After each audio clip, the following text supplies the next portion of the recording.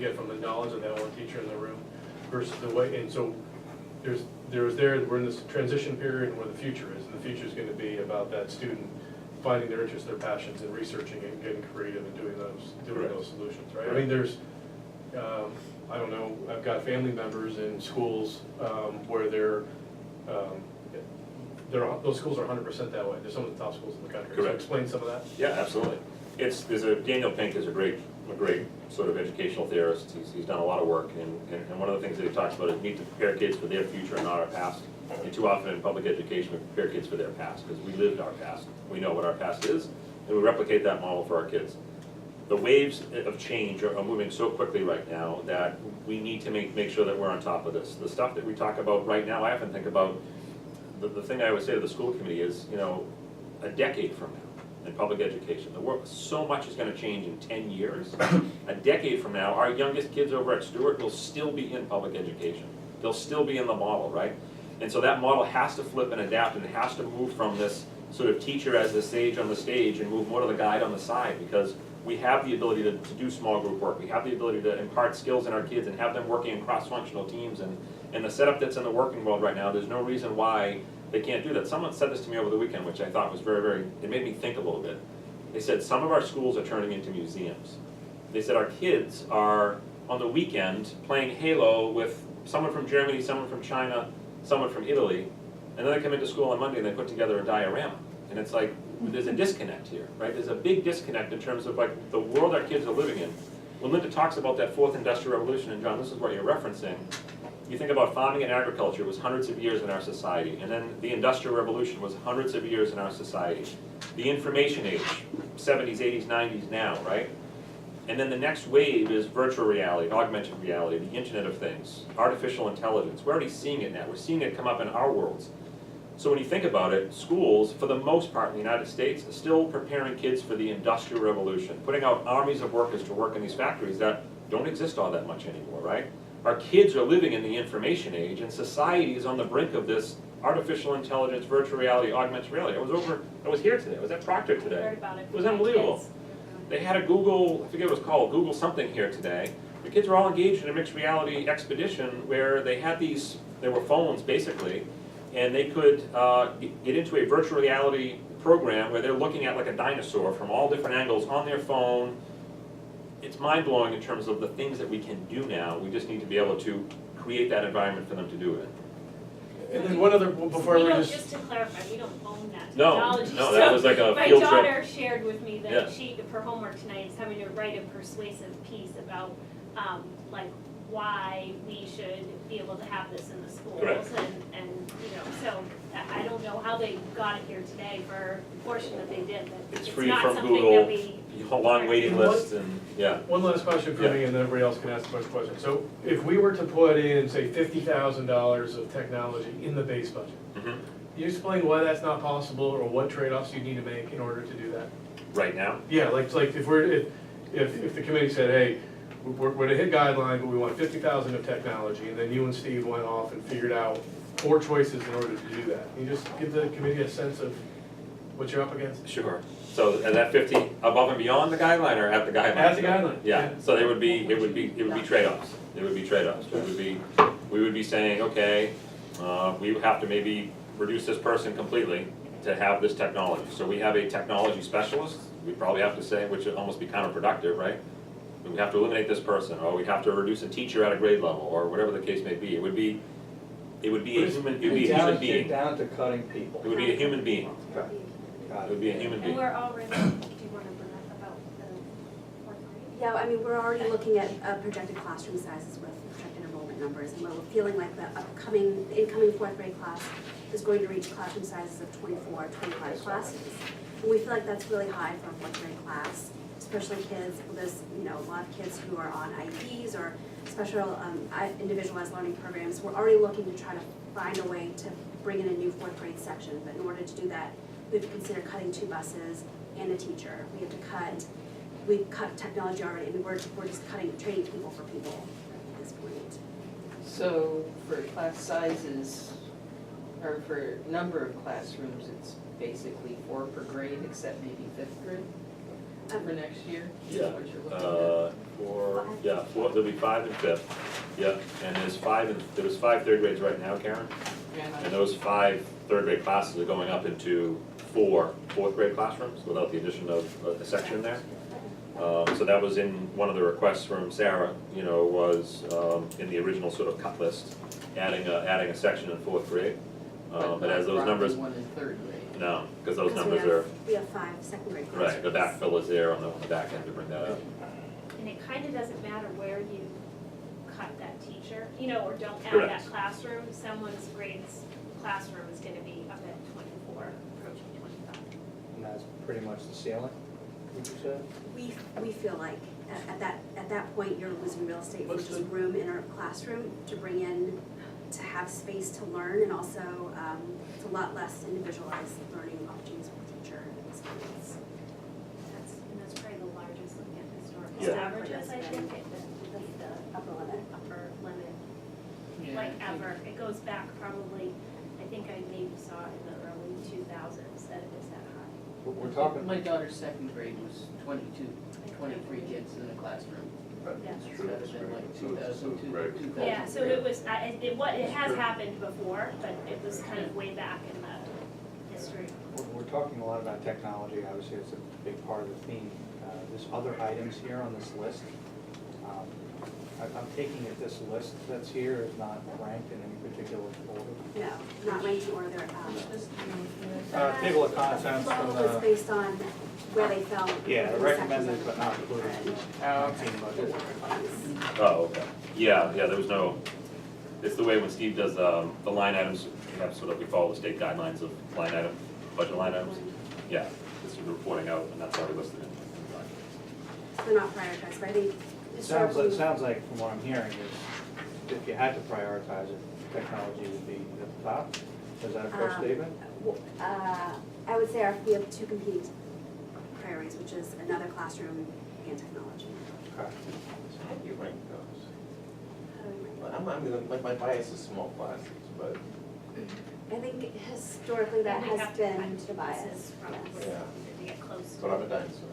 Yeah, no, it's been a very long discussion. I mean, I don't know if we've made any headway in prioritizing one or the other, because we feel strongly about both. But I don't think it's realistic to support both. So we're talking about additional core staff We wanted, at least in the 4th grade, incoming 4th grade classroom, and end user technology. yes. Do you have the teachers in a good place training-wise to make use of the technology? Yeah, There's enough We do, we professional have a very development in there? extensive professional development Okay. program. So yes. that's not gonna be a follow-on issue, that's already. That's already in place, there. yes, with the technology they have available. Because I remember discussions years ago of, well, unless you've done the proper training, it's just pretty stuff. Yes, no, they're all up to speed. Looks good. So I And would, the kids probably know how to Yeah, use it. exactly. It's Yeah, the that's teachers just who it, can't right? use The it kids know how to use it, effectively. yeah. Want to so use it. I would preface this, I do nothing about education, but my daughter's doing this. And I asked her about this smart board stuff we don't mention the other week. And she just hit me with a bunch of things of how she uses it in the back and forth. Right. But it goes into some Google app for documents. Correct. Yeah, that's the smallest smart boards, yeah. Yeah, but it was just, but I was kinda like, yeah, because I was Yeah. waiting for the, hey, give me some ammo so I can hit these guys with it, and didn't happen. I did the same thing. I was like, what do we need that for? I was like, oh. Well, To your it's point. sorry, like Daggett talks a lot about rigor, Yep, relevance, and yep. relationships. And if you look at the budget narrative, I mean, you can tie each thing that we're not funding to rigor, relevance, or relationships. And the relevance piece is huge when we talk about technology, when we think about the world that these kids are living outside of school, like you were saying, Scott, and versus the world that they're living in school. We can do a lot better. And it's an equity, to me, what really hit home is it's becoming an equity issue with our sister towns. And I just don't think that that's right for the kids in Topsfield. But you mentioned there are, the surrounding towns are doing it in different ways. One incorporates it into the budget, one makes it a separate line item. Now, obviously, the separate line item is more visible to the general resident of the town, right? And they fund this It's still amount. dollars. You're right. Right, Right. right. Right, They it's both it's have clearly labeled for Right. technology and it's a line item in the budget. So their school budgets, total school budget's increasing at Right. higher rates, I'm assuming. Well, I understand the increase is gonna be the People same. like I'm to not- fund a Yeah. cause though. People like to fund a cause typically. Right, and I think the Call it out. visibility of it, and the understanding of, we need to fund the technology of our elementary schools makes it an easier sell.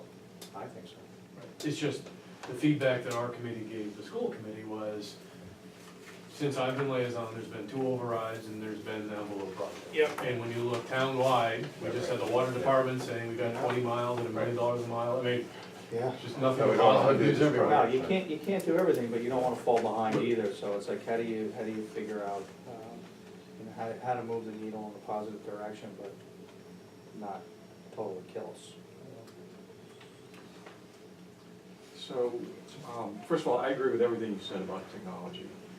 I'm not terribly interested in smart boards and iPads, because I think all that's irrelevant. I think technology is gonna continue to progress. Smart boards, we started talking about 5 or 10 years ago, and we moved beyond that. And when we start talking about IoT and artificial intelligence, that's where we're headed, there's no Absolutely. doubt about that. So I think your philosophy, your strategy, you put together an educational environment that incorporates technology and that keeps children in Topsfield the same or a better pace than other schools. I think that's absolutely a great direction to go to. The problem we have is a basic math problem. And for the schools each year, and the water department, whoever else come in and talk about, in this case, 6%, and I don't recall what last year was, and I don't recall the year before. Those numbers, the math does not work on those, because there's not a bucket of money to come out. It's coming from a lot of people that are on fixed incomes, other people that aren't getting the raises teachers are getting, and I'm not saying they don't deserve them, but the math just doesn't work. One of the things that we need to get creative, and there's no easy answer to this, we need to get creative.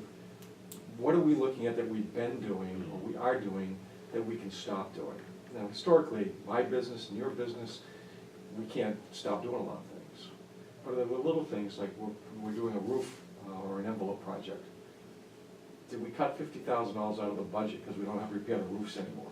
And I don't know if that's feasible or Yeah, not, but I recall that number from Yeah. last year. Like building maintenance or whatever. Yeah. Yeah. Masconomet wants to add an HVAC technician.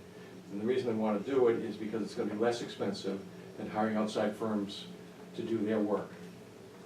I don't believe in their budget there's any cut of the maintenance piece. Again, these are small numbers for what you're talking about. But if we also came up with 100,000, you said 50, you said 158, and you said 300,000 for technology needs. If we gave $300,000 today for technology needs, would that end the conversation? I suggest it wouldn't. I Correct, it suggest would not. next year, if we increase your budget, your base budget by 300,000 today, I suggest we'd be having the Do you same wanna vote on that right conversation. now? All in favor, don't raise your hand.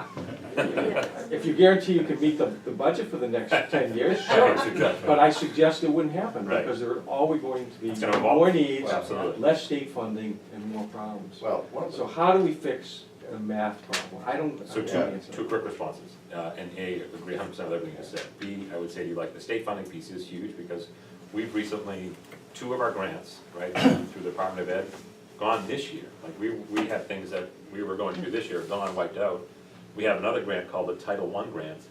It's an entitlement grant and it's based upon poverty levels in a town and census and things like that. And every town I've ever worked in, you're eligible for Title I. You know, Boston gets 40 million, right? When I worked in Manchester, Essex, we got like 18,000, right? It was just, that's just sort of the way it was. That's going to be reduced in Topsfield by more than half next year is what we're hearing. It's gonna go from like, you know, I think 120 down to like $60,000. That's gonna have an impact on us. That's gonna have a huge impact. So the state piece is huge, huge, huge. But what I love that you're saying, Dana, which I think you heard from Linda, you heard from Katrina, I think there's a strong desire on the school committee, like, let's get through this budget season, right? We'll get through it, we're in the middle of it now. We get through May, we get through town meeting.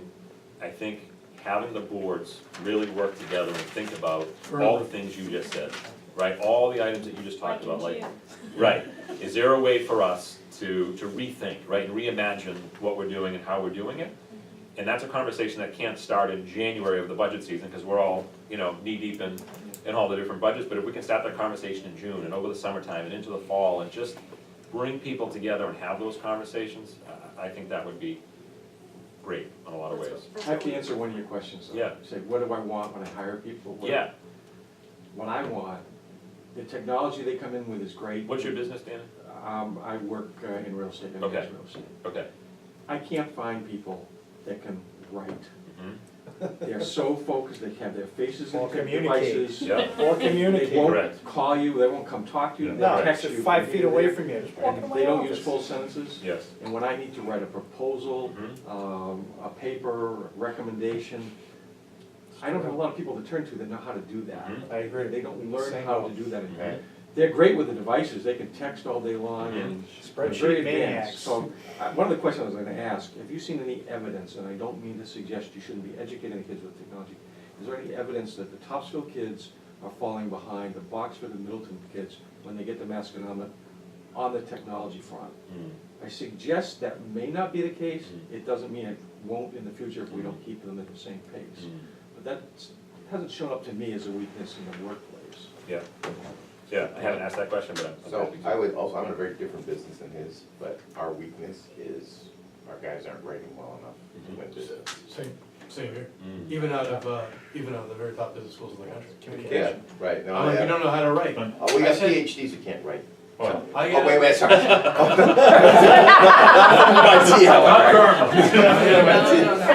When you write, are you talking about voice, for lack of a better way to say it? No, no, like I'm this? talking about a Grammar. grammar, something okay. where you get the idea Coherent across, statement. the, Succinct, this idea is compelling, here, short. that idea is accurate. there, it's not all Grammatical. mixed in, you don't have run-on sentences, I mean, it's, I can't. Verbal the high communication pages as well. Well, So- I was gonna say, yeah, the number of people who will come by my office or pick up a phone is going like this. Yeah. And the number I of did- times that people that do that get the answer they want. What do you mean pick up the phone? Call- Their They their don't type choice of that. interaction They is just IM, want Yeah. email, or drop. Yeah, I don't, I'm a This phone weekend, guy. my a very quite senior person in my company that works for me is in this email spat with the client, and there were 10 emails. Right. And I wrote, Phone. call the Exactly. person Right. now. Yeah, correct. Uh-huh. That. So, Yeah. the word you'll hear in education circles, and this is the exact conversation we wanna have Two come round June and trips come for July a and come phone August, call. like, let's, after we get this budget cycle, it's like higher order thinking, and not higher order like spiritual, Yeah, but like, no. it's analysis, synthesis, and evaluation, right? We Yeah. need people who can analyze, synthesize, and evaluate information, right? Process that information and give it back, right, in a different format. Those are the kind of conversations we're trying to figure out, how do we embed those skills in our kids now, so they can do those things? So I work in technology, Okay. and so I interact with a bunch of people. We actually have a firm of our own in Silicon Valley. And an interesting backlash that is happening there is there are a lot of executives from a lot of high, the Googles, the LinkedIns, who are sending their kids to Waldorf schools that don't have computers. Interesting. Yeah. Now, in all fairness, I'm not advocating that, Totally because Bill these are Gates. people who are senior executives at Correct. Google. Including They Bill- clearly including Bill have Gates. technology Correct. everywhere. Including Bill Gates. But the recognition is, just Yeah. that we're seeing with these folks, is that there is a backlash, and it's exactly that. It's the inability to interact and the humanistic piece of it. So that's why that's why you're gonna always hear us use the word, a lot of towns will use the word one-on-one devices, Yeah. right? That is implying that it's this for Yes. 8 hours a day, right? We don't want that. We want equitable access, meaning, to John's point, like when the teacher says, hey, for this particular subject, hey, everybody, go get your Chromebook, because we need the Chromebook for this, everyone has a Chromebook that they can go access, right? We didn't call it one-to-one pencils back in the day, right? If everyone needed a pencil for an assignment, there were pencils in the room, you got the pencils for that particular assignment. Because you're right, Gates and Jobs, they knew something early on, and they limited access to their kids on the iPad and on the devices that they had created along the way. They knew, right? Yeah. Because it's the whole phrase, everything in moderation, right? It's the same thing with technology. We don't want kids' nose on a computer for 8 hours a day, because then you lose this. And there's nothing more important than this. That's never gonna go away, in my opinion. Like, that's key. That's that social, emotional, non-cognitive competencies that we talk about. We need that. Like, that has to be part and parcel of what we do, so no argument. The smart boards were, so all that stuff, as you're saying, like, my kids don't, I don't let them use devices. They don't, ever. Like, the Kindle I got them is like a black and white Kindle that they only read books on.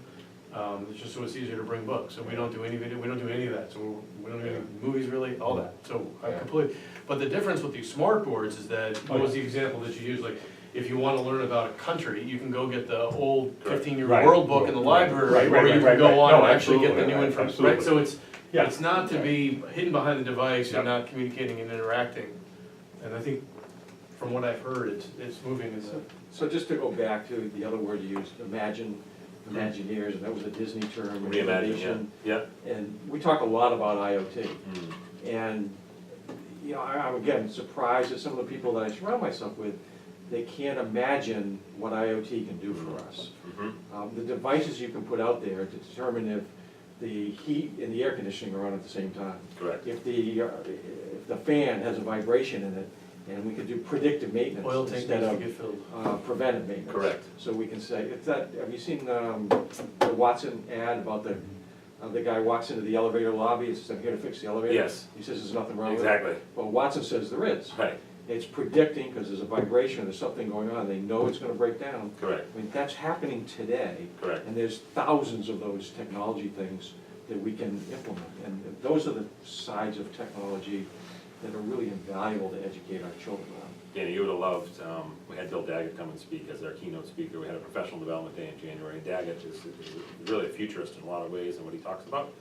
And he got into even, you know, when you think about sensors and things like that, and how predictive analytics and all of those things, like that's the mindset that we need to sort of instill in our kids. There's a great commercial, and you guys may have seen, it's a Microsoft commercial with Common. He's up on stage, and the name of the commercial is Empowering Innovation. And he talks about, Played a lot during the Olympics. it did, it played a ton during the Olympics, right? I sent that commercial to the teachers over the weekend. I'm like, this commercial is so resonating with me. I'm like, this is what we're talking about. Like, these are the things that we're talking about in our schools. And talk about the Olympics, Karen, those drones, right? Like, they're at the basics of that. Like, that technology is gonna take off so quickly. So when you think about what's the skill set our kids need to get those jobs, and to think about those jobs, like those are the conversations we wanna have.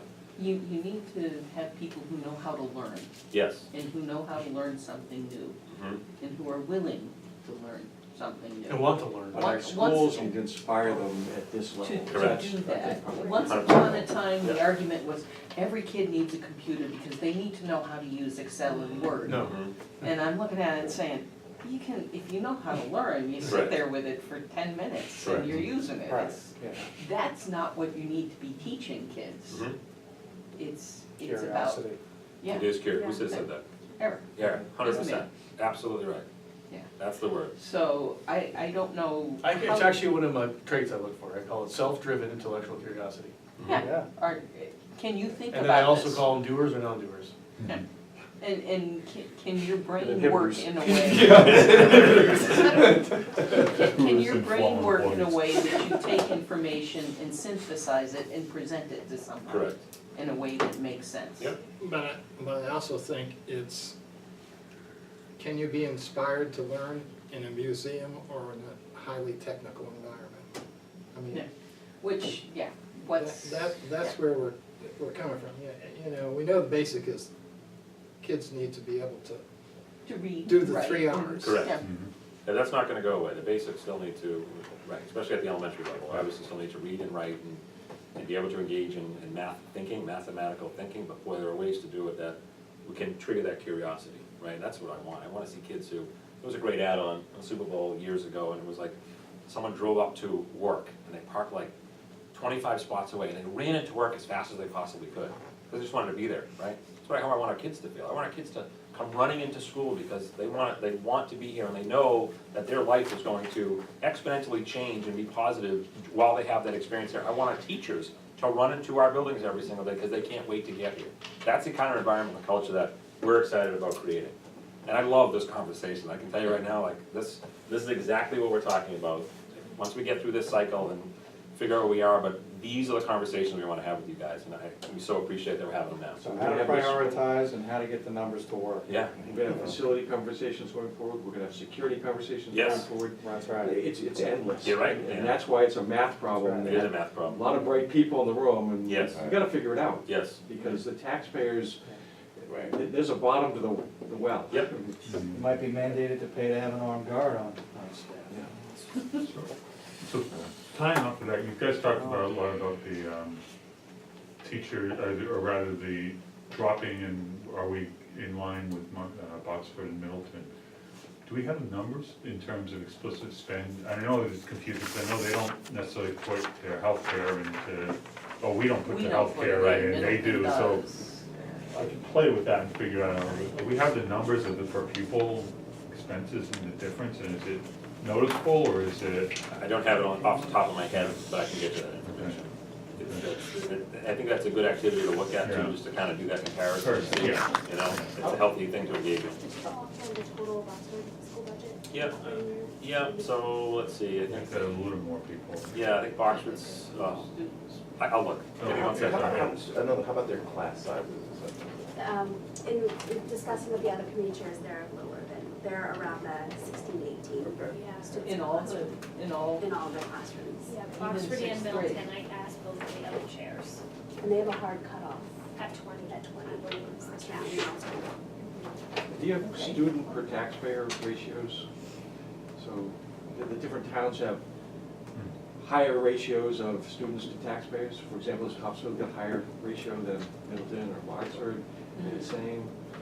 Because the burden falls on a fixed number Well, I of think taxpayers. But doesn't specifically in Boxford have a- Topsfield and Boxford, I mean, Middleton does have the benefit of a little bit of real estate, I mean, a little bit of commercial, Quite a bit, yeah. so. Doesn't Boxford have like there's To a your point, technology yeah. capital campaign that's always going on? That Yes. contributes a lot, so yes, there is tech in the base budget, yes, there are overrides for tech, but there's also Funding. significant private funding, Education right? Foundation. Because BEST, it's called Boxford Right. Excellence for Students and Teachers, or something along those lines. So there are- Good. I was just gonna say, there are conversations happening, and I'm actively involved in, to But- kind of rebrand our Topsfield Education Foundation and really sort of relaunch it and try to re-energize and get some more private funding going. But I would say, because I helped raise for 3 playgrounds, whatever that was, I don't know, 300, whatever grand. It's the same people that write those couple checks. So you can't get those same people to write, like, if it wasn't for institution of savings, we would not have those playgrounds. So I called the CEO and he wrote a big check. And it's like, so we can try to get institution of savings to write a check every year, but they're gonna stop at some point. But that's an interesting point. So my daughter goes to St. Anne Building. Yep. She's been through the Proctor school system, she went to Masco for a couple of years, she's Yep. doing that. They are just in the process of completing I think it's a $60 million fundraising campaign. I think it's over about 5 years. They're building new facilities and doing all kinds of things. They've been very successful in doing that. Now granted, different population, different income levels for a lot of the folks that go there, but they're reaching out to the families of students that go there now, that used to go there, that students used to go there. Has anybody done that in a public sector environment to have an ongoing campaign for a particular topic that reaches beyond the local residents, reaches out to students that went through those school facilities? I just toss that out. There's gotta be another funding source. That conversation's happening too. Is this funding source? But I try to do that for the playgrounds, different I things. remember you did. But when I called the people who had kids that went there, literally very wealthy people said, my kids went there, I'm not helping the schools. They hung up. Well, we need a better fundraiser than you. I couldn't believe the number of people that did that to us. It was unbelievable. It's different when, you got the university that you went to, alumni people, and, so they have our identicals into us. So they're working on trying to put that in place.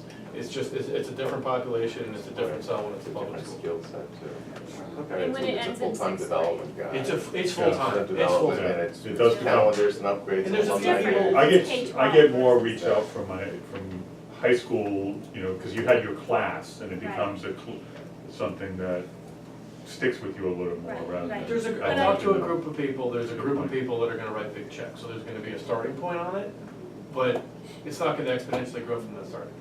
But I have a meeting, I have a meeting this week with a guy from the Hamilton Ed Fund. I have calls into Best of Oxford. I have a meeting with a woman who was really integral in getting the Masco Education Foundation, to raise a lot of money. So, we're trying to do these things, have these conversations, but we still need to do the work here too, to try to get some of this into our base budget, because I think that what John's saying is We true. only need a couple We're of not- goals or a couple of other Yeah, benefactors you need a $6 million Right? chunk and then. We need an Let the endowment, and interest then we off. can use Yeah. that to fund our operating budget. I Well, don't the funds think, like the technology in my gives you. entire life, I don't think anybody has asked me, are you a Proctor School alumni? Which you are. Oh, man. I had Mrs. Strohmeyer in the first grade. Oh, yeah. And I think there's a difference raising money for an elementary school than there even is a high school or a Exactly. college.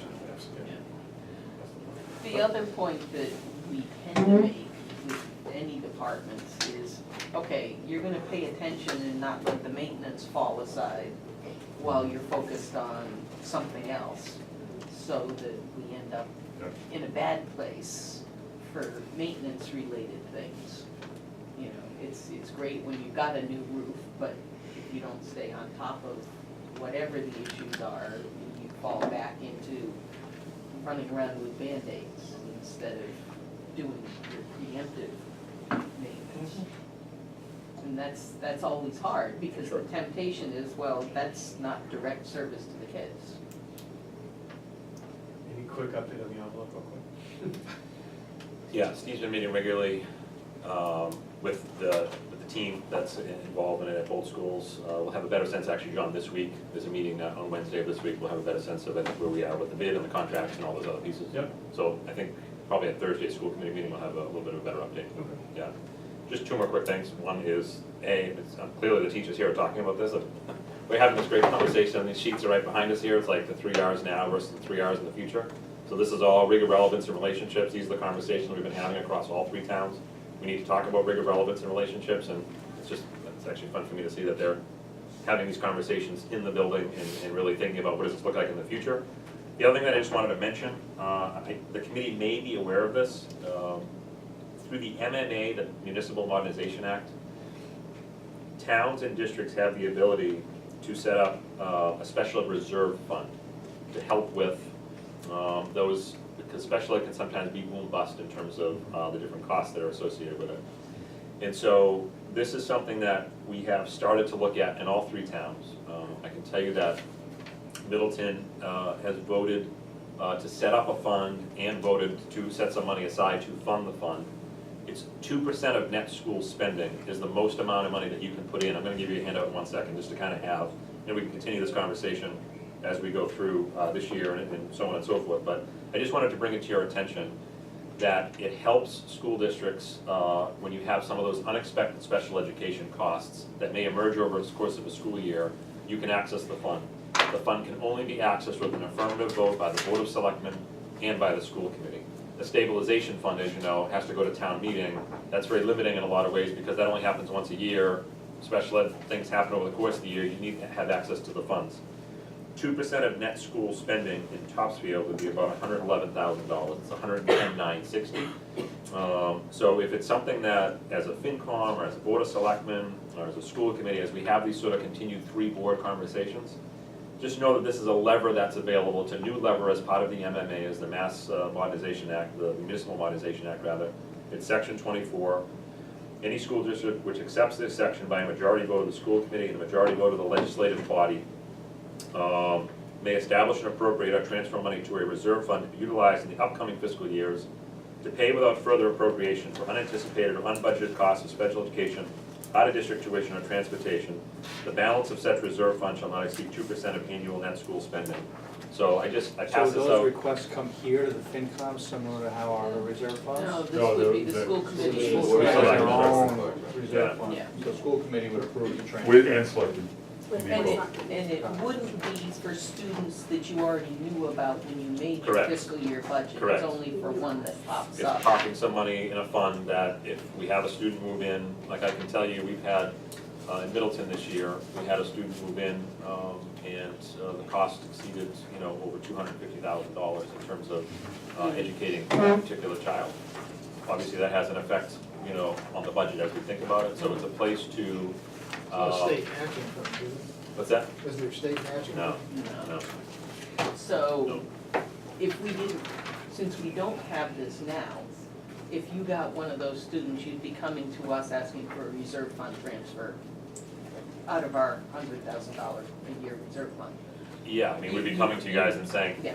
how do we We even tell handle you, this? hold the cost as long as you can. Right. Hope that, you know, you didn't need as many substitutes or Right. whatever, but if you can't, well, come to us. But if it's $200,000 and you can't even hold any of it, Right, you're looking at a special town meeting.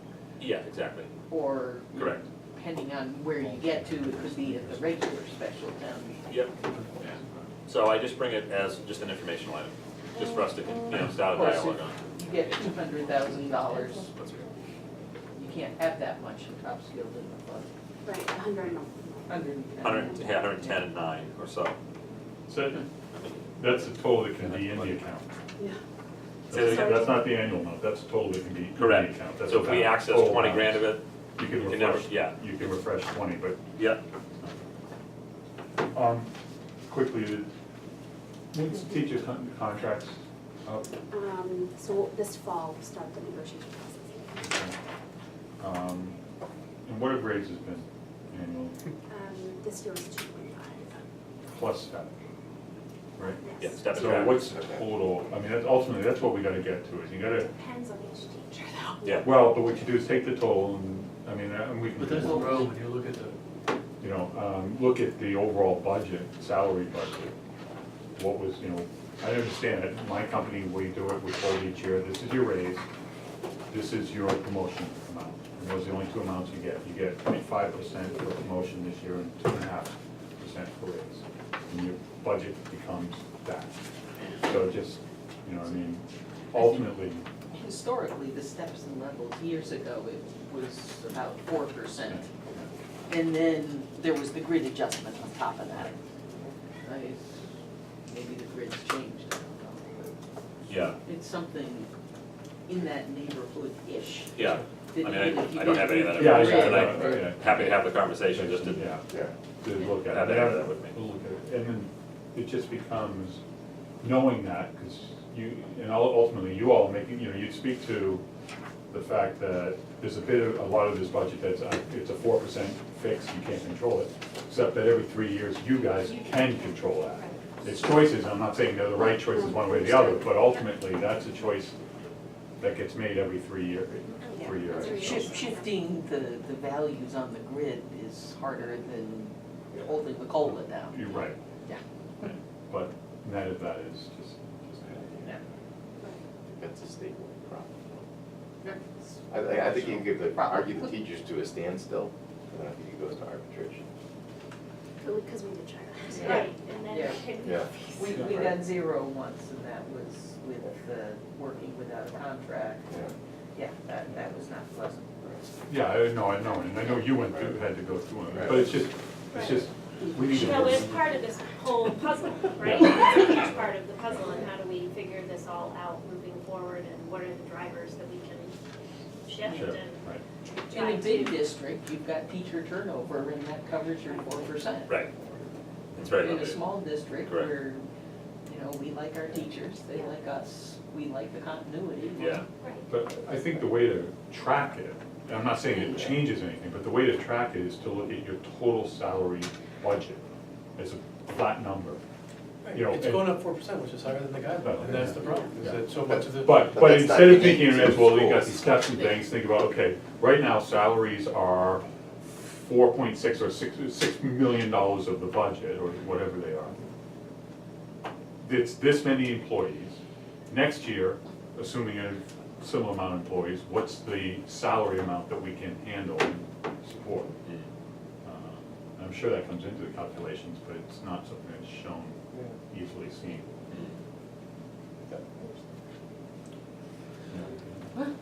So I think ultimately, we came with some updates, some more information about what we've been doing the past year. We are fully aligned that we are trying to get to guidelines as quickly as we can for this next fiscal year, but just already opening the doors for discussions of how to prepare for FY20 better. I appreciate that. It expires when, the contract expires in? this is year 2 of 3, Dan. Next year's year is 3 of 3, so in the fall to the early winter, So it expires in September of 19?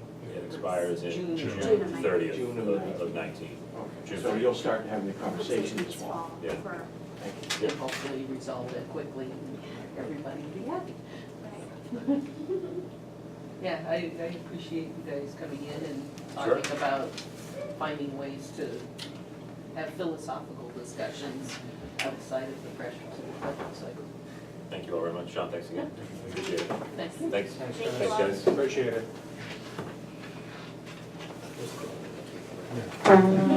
You sound like you're happy. Yeah. It's awesome. Oh, you got the kids in the hallway? It's nice when they have a good time at school. Thank you. We want them to look school because they have to be here.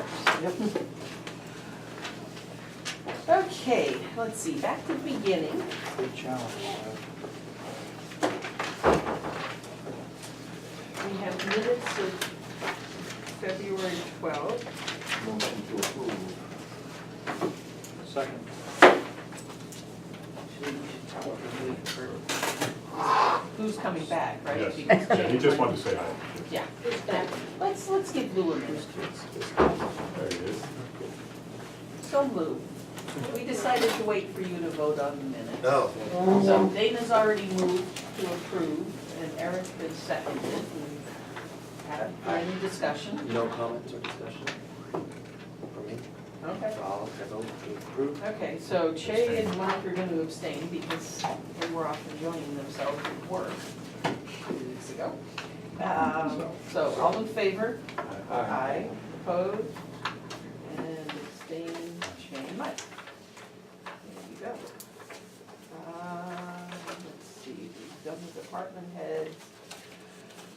Liaison-led updates and discussions. Dana's visiting us tonight instead of being at the Masconomet budget hearing, since we have other appointments scheduled. Right. They, So I had the opportunity to look through the Masconomet budget. Here we are. Not a certified budget, but the. no, draft budget. they're So they're having a public hearing tonight.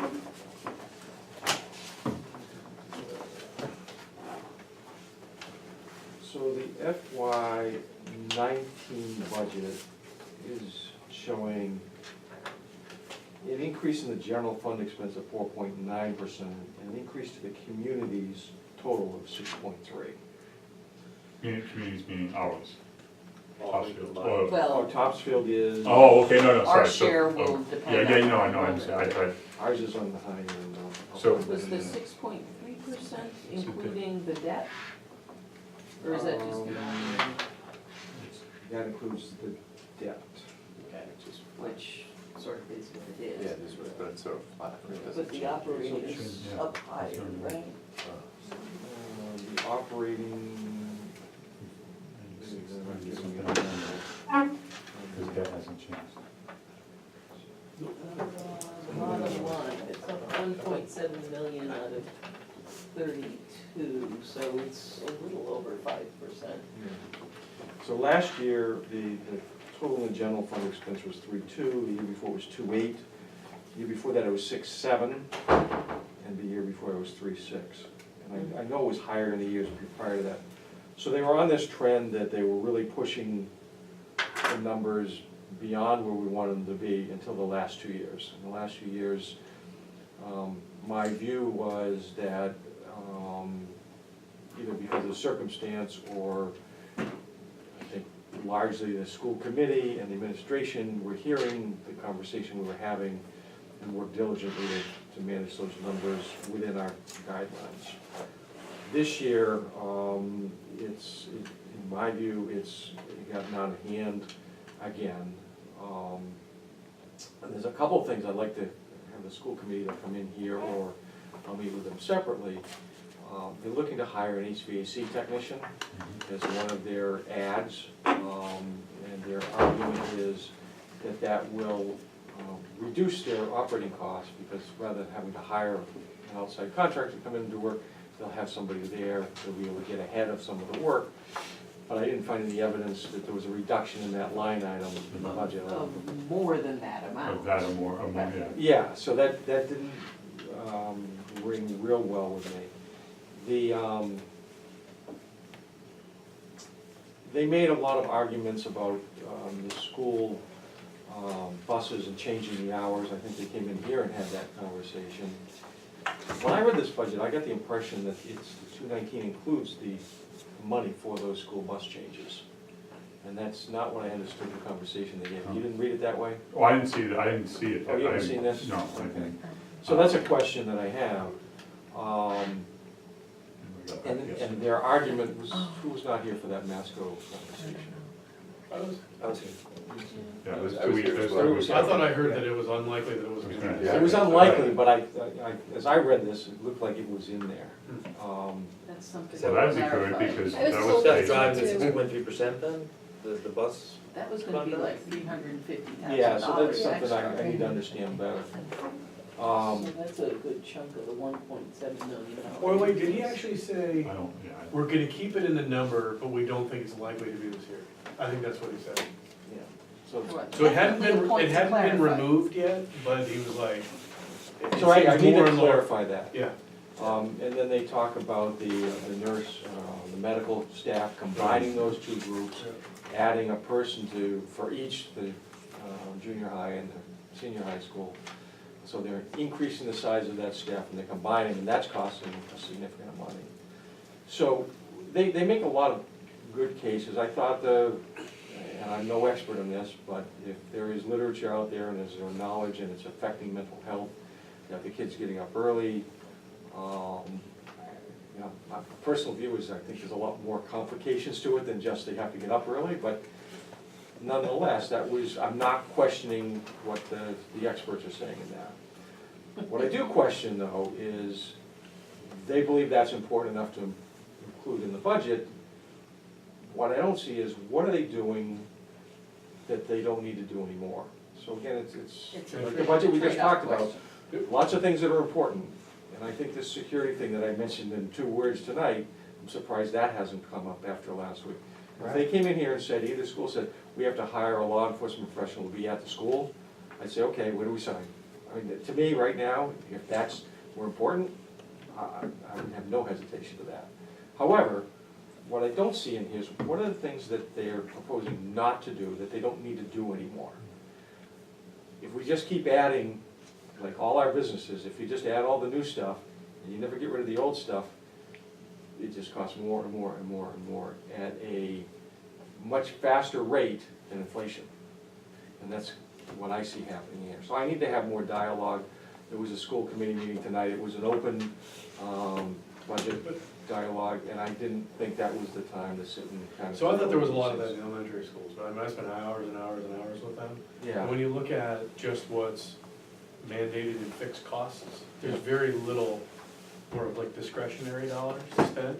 Yeah. And every year that goes on, when we give them a guideline of say 3%, and the salaries and all that goes up 4.5, and then your mandated non-funded dollars go up, and more of your budget are mandated non-funded, you have less and less dollars to fill. So what happens is then, so it ends up being, it gets quickly to hits. So we had them do, in the way they did find 70,000 in cuts by looking at 5-year averages of various line items, with school materials and this and that, and they looked at what they budgeted last year, what they actually spent, so they were able to find 70,000, so they did that a little bit, so they found some, but it's not, the dollar amounts are smaller, so some pockets exist, but the dollar amounts are smaller.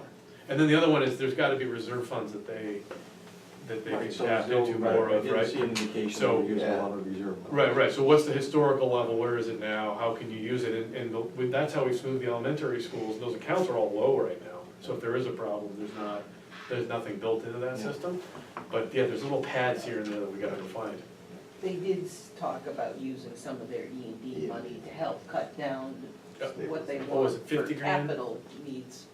I'd have to go back and Yeah, look. how big are their funds? Sometimes they got, Masco historically has got, that's I'm not big, sure big it's shifts in the in- levels of the reserve fund and EMD fund. I'm not sure it's in this document, but it's something that we can find out. I think the other thing that's in there is creating a director of HR position, or Yes. Oh, assistant right, sorry, superintendent for HR. keeping all the people that they already have who take parts of that role and keeping them, but relieving them from those duties and having an HR specific person. So I think one of the, I agree that that's in there.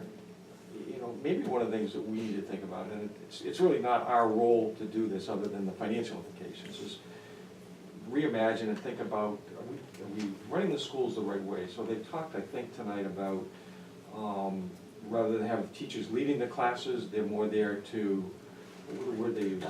Guide at the side. Well, if you're a guide at the side, can you be a guide at the side for more than 16 students? And I don't know the answer to that. But if they're less engaged in the actual teaching process, and it's a lot of self-teaching, is there an opportunity to rethink that? So the structure's different. If we don't start thinking about this So differently. I asked the version of that question, and so it's more of, as opposed to just people just listening to the teacher talk, Right. Where you- that it's actually harder when there's 16 people doing self-exploratory, where you need to guide 16 different people at the same time. So if you could say, the other model, you could, just like, you think One about the big teacher, lecture 30 halls, kids. or Boom. 500 in a lecture hall, just Right. like somebody talking about biology, right?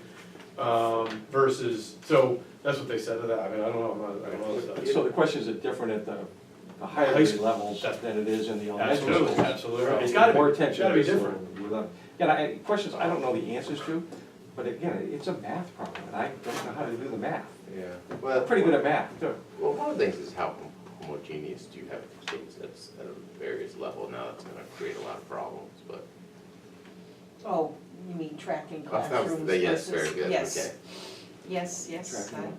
Well, I've had that if you had like discussion. 20 kids that were like the same kind of kid, Yep. At the exact same level. well, whatever Or variance similar. was, but Right. yeah, you could probably Be get more more efficient. efficiency, but But you No, lose you something you lose, also. well, and plus you have a huge political problem. Well, Big this- time. Yeah. No, no, yeah, you gotta mix the spec kids in Right, with right, everybody right. else to create Right, but that was more social, And emotional. yeah, And people are good Process. at different things, Right. and especially in the elementary school where, okay, right, no, Yeah, it's a little early for that, but not yeah, like, at that- high school, they do have tracking eventually, so you Mhm. pick, I don't know if they still do, but yeah, yeah, Yeah, they, honors they, classes and- honors, college prep, but, and college prep too. okay. So I need to have more conversation with the school committee and With the Bill, administration. yeah, We need another Google trust. You know what? Google a trust. big one. Does Masco need to come back in, do a schedule anything for me? I'll probably do that, yes. Yeah, figure out when, we've got Mondays without Monday in appointments March. really in March. And maybe it's driven more by their timeline. I mean, they have to certify a budget at some point. Right. And we did hear from the chair of the Oxford Finance Committee. Is that the person? Yeah, I forget his name now. Yeah, and they were inquiring as to, I think they were surprised at the numbers they saw here, and they were inquiring as to our reaction as well, so. I did communicate back with them and said that, my personal perspective is this needs more work before it's something that I can support. So I either need to understand it better, or there needs to be some modifications to it. Yeah, because in addition to the overall budget up, our share of it is up a little. Yeah. The overall enrollment is down, our enrollment's down, but it's not down as much as the box, I think was So a either bigger of the drop towns, in ours- Middleton. ours- So we've got more kids, or they got more kids going to private school or something. From this year, I mean, they're just, you get what you get in terms of your share. Yeah, no, So these are the two budgets that are gonna make or break the budget, the town budget. Yeah, I mean, it's more than half. Always does. Did anyone else have other needs in the operating or revenues or, all I'll take them all the water stuff. yeah, Not that it although, won't change anything, but. yeah, that just for doesn't change the completeness. tax levy. Yeah, it'll have to go in Right. at some point, we'll have to vote that budget. Okay, well then, we'll just keep an eye on all of those. Karen, can I just talk about one thing? Sure. We talked to the outside auditor about the landfill, and that's currently, it's the solid waste enterprise fund. Mm-hmm. And, so it was, the retained earnings in that was 27,550, and for fiscal year ending 6/30/17. So that leaves that amount of money to appropriate. The contract generally is 38,700, and we've gotten in touch with Weston and Sampson. It's a 30-year contract that's kind of, they give us a new contract every year, but the agreement is like a 30-year agreement in terms of the DEP ordering the monitoring and monitor it. engineering of the landfill. So the outside auditor, Dick Kingston, just asking him for his advice in terms of the best way to manage, he recommended putting it into the general fund as a department within the general fund under the Parks and Cemetery. And then, in terms of the account number, not necessarily under the control of, it would be under the control of the Board of Selectmen as it is currently. And, basically, we would be looking for this first year to budget it at the, roughly about 40,000 for the contract. And then of that, 27,550 would be an offset. Mm-hmm. So on the next version of the budget, when that comes out, that's what we're going proposing. 12 and a half. It's currently, where you'll see it first is on the list over guidelines. Mm-hmm. There's 5 things that added to the over guidelines right now that Kelly's actually getting voted on tonight, and that's one of them. Okay, and that's sort of something we're legally obligated to do. Yes, yeah. We will be paying this. Yeah, in some of the conversations that have gone on via email between Steve Shepherd that he shared and Weston and Sampson, there's a possibility, to open up the contract. It's a $6,000 cost. I don't really know exactly how this works out, but, I was asking, do we really only have 10 years left of this contract? Is it something that, the estimates that were 20 years ago still apply? Which if they did, our contracts would be more like 60,000 right now. But if we open up the contract and start looking at what we really need to do based on new things that DEP has said as well, they mentioned the possibility of savings of, reducing that contract from 38 to 7, which goes up every couple of years by about 2,000. I think there was like at least 6,000 a year that could come off of it if we take a look at the contract again too. Good one. Yeah, why can't we go out to bid for it for getting Yeah. Well, because it's all DEP and I think it's limited in terms of who can do this type of work too. Right, but could you go out and say, look, if you give us a price, then we'll take the time to Who make it manages open. it? Well, I'm not the full person to talk to on this. That's what I was asking, that's where I was trying to go with that. Yeah, but Who is? it seemed like for 6,000, well, $6,000 to open the contract Well, and maybe save $6,000 a year for 10 years. yes, exactly. And it's not Weston and Sampson charging the $6,000, it would be DEP, Right. so it's something that, to relook at everything. Could- You charging us money now? Well, I don't know exactly how those charges come, but that's what they mentioned the cost of Who manages that $6,000. contract? From that, who would be the, is it So Steve is or- the closest Yeah. person right now, and we're trying to kind of reorganize all this at the same time. It started with just trying to find a schedule, the schedule that was originally put in place. Like I said, if we were still on that schedule, those contracts would be about $60,000. And there's also discussion that, 10 years of monitoring might be enough, but up until I think last year, you had that 100,000, 20,000 a year. There's possibly some more work that needs to happen at Right. that, that's gonna be some big numbers. Well, that's the thing, if we open the contract, is DEP gets to come back. Their role is only in terms of the engineering and monitoring, which you are required by law to do.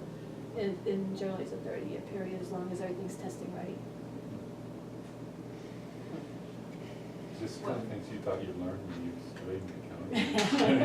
We're 5 years into the 30 years, is that right, Phil? Oh, no, No. we're, No, this is 20 years. Yeah, we're FY well '19 into- will be 20 This is since years. we capped So my this growth, is right? 30 Yeah. years in addition Yeah. to those No, 20? 10. So we have 10 more years after this. If things 2030. test The problem is they haven't settled, they were already supposed to settle something, they haven't. Oh, well, Steve said the settling was slowing down. Slowing down, correct, it's gone a few years longer than they initially anticipated, but It's 30 years to break down all that trash, huh? Has to do with like how the gases are flowing, is Right. basically what. It sounded Yeah, that's like. what he was talking he about Sounds last so time. was good. eating pilot light. Yeah, he said there was, one more active